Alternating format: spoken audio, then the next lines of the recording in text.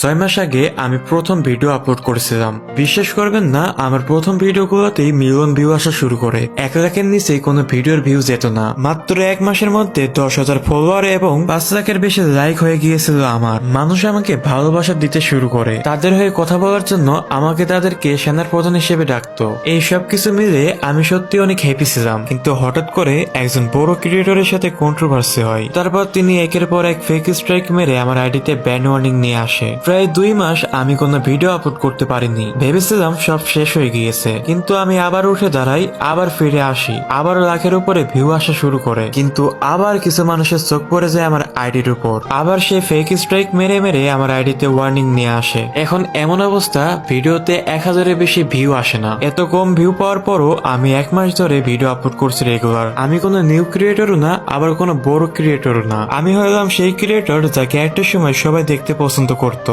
কিন্তু এখন ধীরে ধীরে সবাই বুঝে যাইতেছে। আজকে শুধু একটা কথাই বলতে চাই, যেভাবে আপনারা নিউ ক্রিয়েটর এবং বড় বড় ক্রিয়েটরদের সাপোর্ট করেন, সেভাবে আমাদের মতো স্ট্রাগল করা ক্রিয়েটরদেরও ভুলে যাবেন না। আমি এখনো লড়াই করতেছি এবং শেষ পর্যন্ত লড়াই করেই যাইব। আমি আবার আপনাদের ভালোবাসা অর্জন করে দেখাবো। আপনারা শুধু আমার জন্য একটু দোয়া কইরেন।